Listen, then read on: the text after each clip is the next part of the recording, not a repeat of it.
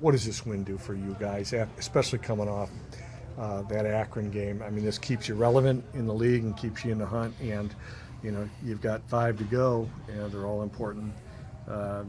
Just the difference today for you guys and coming out and wanting to establish something. I think, one loss doesn't define us as a team, but the way we went into that bye week, it hurt. It really hurt. And so we had to get more energy. And we had a great practice that week against Akron. We just needed to have energy.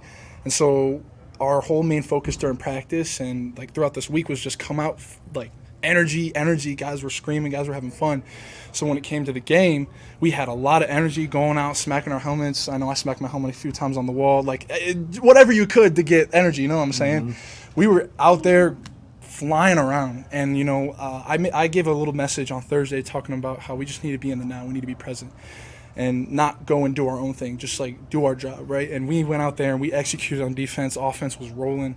And really what it does is it just gives us more energy and more understanding that, all right, this is who we are, and we're going to continue to do this week after week, you know what I'm saying? And with 5 games left, we feel really good with how we're going to play, and especially against a good Bowling Green team, we went out there and just dominated because we know we have to, regardless of if it's a bad team or a good team. Right. The MAC is open, so. Can you talk about what was going right for you guys on the defense, kind of explain what you guys were feeling throughout the game? Yeah, I would say just energy and doing our job. We went out there, we played the first couple series, broke contain. I take responsibility on that at the quarterback, but even when that happened, we went out, we still stopped them to a field goal, which is really big when it comes to football. And after that, we were just rolling, getting 3 and outs, getting some 4th down stops, which were huge, getting some interceptions. We were playing their offense really good. So it's really just the energy we had going in that we kept it rolling. And, you see Toledo last week playing them. They were up by 20 points, 21 points, and then they just came crashing down, and then they lost the game. And we knew we could not do that. We have to play energetic and excited every quarter, every down, every play. So was that part of the halftime conversation that, hey, last week these guys were down 21-0, they came back and beat, for what for them is their Western Michigan, so to speak. Was that the little talk at halftime that, hey, this thing is not over yet? Oh yeah, we told guys that they probably came out, expecting to win, but we knew Toledo, but we knew that at the half that they were comfortable because they were in that situation before.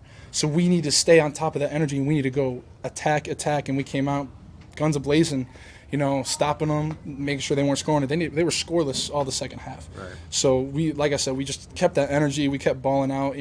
Luckily we had some penalties in our favor, which helped out immensely with the energy. But so. You guys scored on the first drive of the third quarter, which is, a lot of people will tell you in a game like that, that's the most important possession of the game. What about your offense going out there and sending that message, basically taking it down and scoring? Man, what they have done with this offense this year has just been amazing and beautiful, and it's just great to see how they can take time off the clock for us to get our breath and go out there and dominate. Yeah.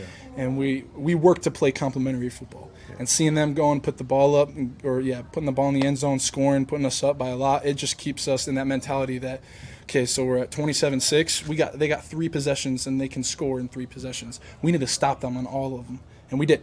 And so that's what our mentality was. And then, clock ran out, and ended it on defense, which is always what you want to do. Yeah. But it was just great to see the offense just have our back at times. And, I think we can grow a little bit more, especially on defense. But it was just a really great game overall. Last thing, Mike. You guys, a Central Michigan team has not held a MAC opponent without a touchdown in a game since 2017. Were you aware of that?